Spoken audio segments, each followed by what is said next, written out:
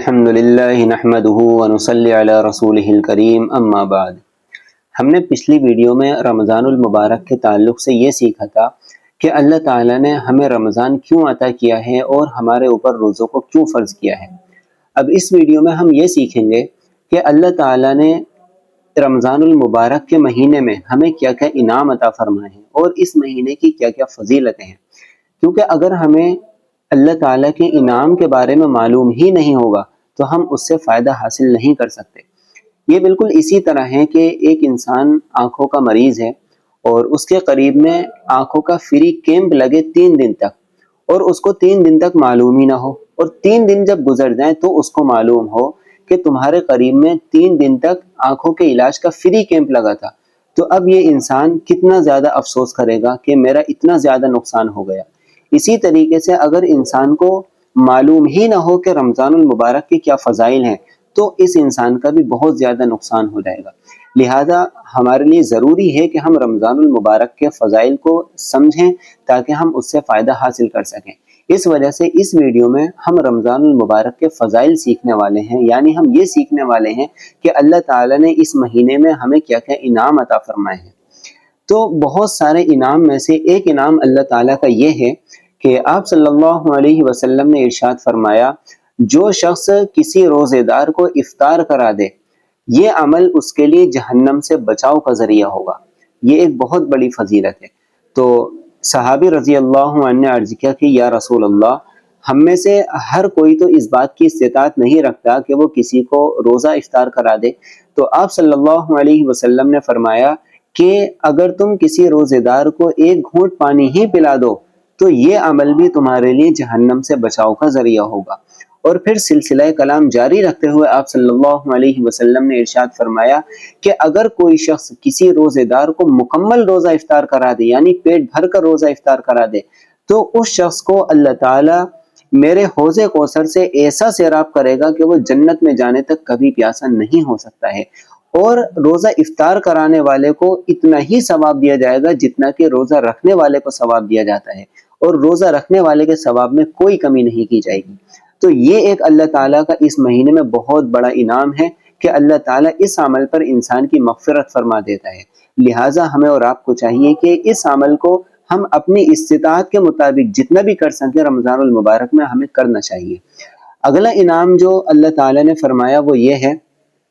کہ آپ صلی اللہ علیہ وسلم نے فرمایا کہ جو شخص رمضان المبارک کے مہینے میں اپنے خادم کے بوجھ کو اور اپنے خادم کے کام کو ہلکا کر دے گا تو اس عمل کی وجہ سے اللہ تعالیٰ اس کی مغفرت فرما دیتا ہے۔ تو یہ بھی ایک بہت بڑا عمل ہے۔ اب مثلا آپ کے گھر میں کوئی شخص ہے، کوئی بھی ہے جو آپ کے گھر کا کام کرتا ہے، یا اسی طریقے سے آپ کی کوئی دکان ہے جہاں پر آپ کے لیے کوئی کام کرنے کے لیے آتا ہے، تو اگر آپ اس کے کام کو ہلکا کر دیں گے اور اس کے کام میں کمی کر دیں گے اس مہینے کے اندر، تو یہ عمل اتنا زیادہ اللہ تعالیٰ کو پسند ہے کہ آپ صلی اللہ علیہ وسلم نے فرمایا اس عمل کی وجہ سے اللہ تعالیٰ اس انسان کی مغفرت فرما دیتا ہے۔ اب ایک بات اور سمجھیں یہاں پر کہ یہ جو مغفرت والی بات ہے یہ ہمارے سامنے بہت زیادہ آتی ہے، اس وجہ سے ہمیں مغفرت کا لفظ بسا اوقات ہلکا محسوس ہوتا ہے۔ تو اس بات کو سمجھنا چاہیے کہ اللہ تعالیٰ اگر کسی عمل پر انسان کی مغفرت فرما دے تو یہ اللہ تعالیٰ نے انسان پر بہت بڑا انعام کیا ہے، کیونکہ ہمارا اور آپ کا مقصد ہی یہ ہے کہ ہم دنیا میں اللہ تعالیٰ سے مغفرت حاصل کر لیں۔ تو یہ مغفرت اللہ تعالیٰ اگر کسی انسان کو عطا کر دے تو یہ کوئی چھوٹی چیز نہیں ہے، بلکہ اللہ تعالیٰ کا بہت بڑا انعام ہوتا ہے، اور دنیا میں ہمارا مقصد ہی یہ ہوتا ہے کہ ہماری اللہ تعالیٰ مغفرت فرما دے۔ تو یہ عمل بھی ایسا ہے کہ اگر انسان اپنے خادم کے کام کو ہلکا کر دے تو اللہ تعالیٰ اس عمل پر انسان کی مغفرت فرما دیتا ہے۔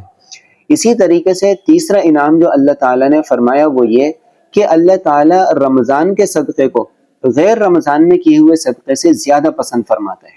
اب ویسے تو کوئی بھی عمل ہو اللہ تعالیٰ رمضان میں اس کو زیادہ پسند فرماتا ہے اور رمضان میں اس پر زیادہ اجر و انعام عطا فرماتا ہے، لیکن حدیث شریف میں خاص طور سے صدقے کا ذکر کیا گیا ہے کہ اگر انسان رمضان کا صدقہ کرے تو رمضان میں کیا ہوا صدقہ اللہ تعالیٰ زیادہ پسند فرماتے ہیں۔ تو ہمیں اور آپ کو چاہیے کہ ہم اس مہینے میں زیادہ سے زیادہ صدقہ اور خیرات کریں، کیونکہ اللہ تعالیٰ اس کو زیادہ پسند فرماتا ہے اور اس پر زیادہ اجر و انعام عطا فرماتا ہے۔ اور اس کے متعلق تو آپ صلی اللہ علیہ وسلم کے بارے میں یہاں تک آتا ہے کہ آپ الفاظ پر غور کریں کہ آپ صلی اللہ علیہ وسلم رمضان المبارک کے مہینے میں تیز ہوا سے بھی زیادہ شدت کے ساتھ میں سخاوت کیا کرتے تھے. تو یہ آپ علیہ السلام کا معمول تھا. تو اس لیے ہمیں اور آپ کو بھی چاہیے کہ ہم خاص طور سے اس مہینے کے اندر جتنا بھی زیادہ سے زیادہ ہو سکے صدقہ و خیرات ضرور کریں. تو یہ ایک اللہ تعالیٰ کا انعام ہے کہ اللہ تعالیٰ اس مہینے میں ہمارے صدقے کو زیادہ قبول فرماتا ہے، زیادہ پسند فرماتا ہے. اگلا انعام یہ کہ اللہ تعالیٰ اس مہینے میں بہت سارے لوگوں کی مغفرت فرماتا ہے. اور بعض حدیث کے اندر تو وہ تعداد بھی آئی ہے کہ کتنے لوگوں کی اللہ تعالیٰ مغفرت فرماتا ہے. ایک حدیث شریف میں آپ صلی اللہ علیہ وسلم نے ارشاد فرمایا کہ اللہ تعالیٰ افطار کے وقت 10 لاکھ لوگوں کو جہنم سے آزاد کرتا ہے. اور جب رمضان المبارک کا آخری دن ہوتا ہے تو اللہ تعالیٰ اس دن اتنے لوگوں کو جہنم سے آزاد کرتا ہے جتنا کہ پہلے دن سے لے کر اب تک اللہ تعالیٰ نے لوگوں کو جہنم سے آزاد کیا ہے. تو یہ اللہ تعالیٰ کا ایک بہت بڑا انعام ہے اس مہینے کے اندر کہ اللہ تعالیٰ اتنے لوگوں کی مغفرت فرما دیتا ہے.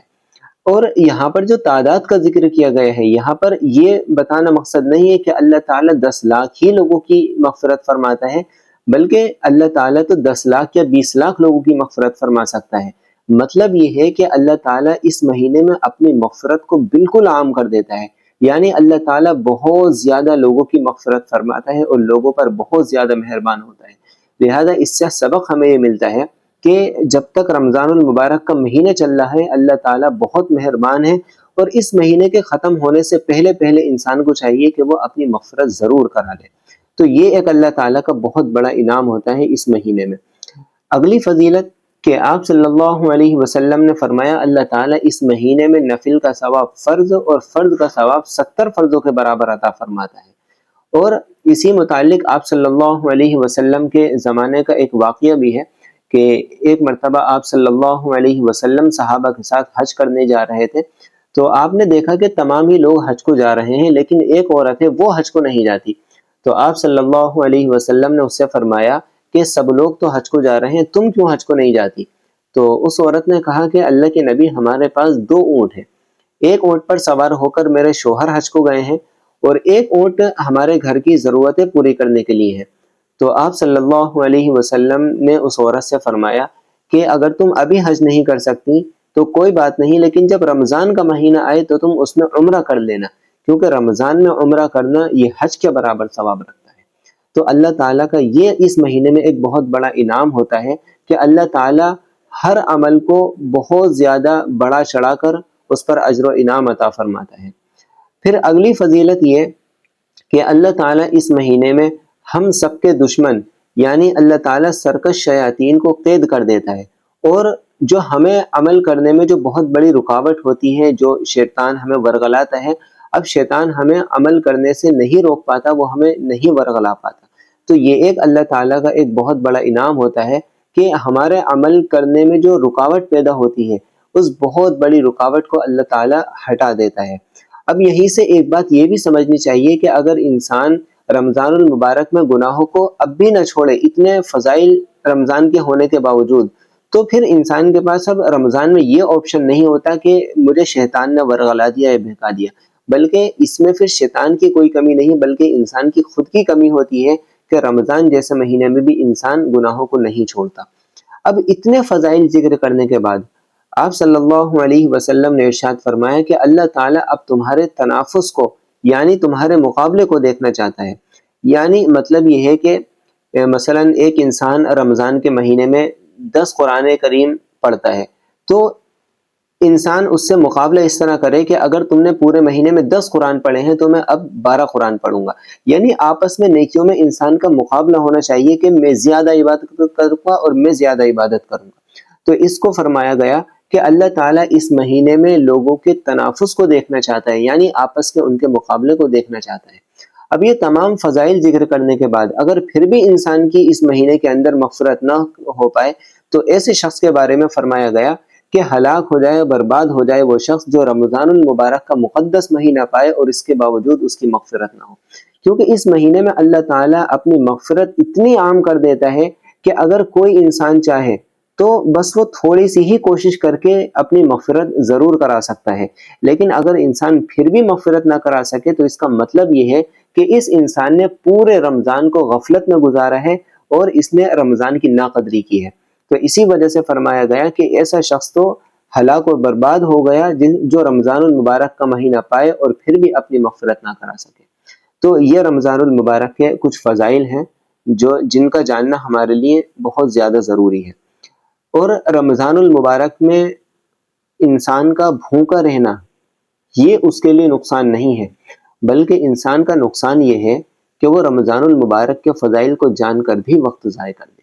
اللہ تعالی ہم سب کو صحیح سمجھ عطا فرمائے. وما علینا الا البلاغ.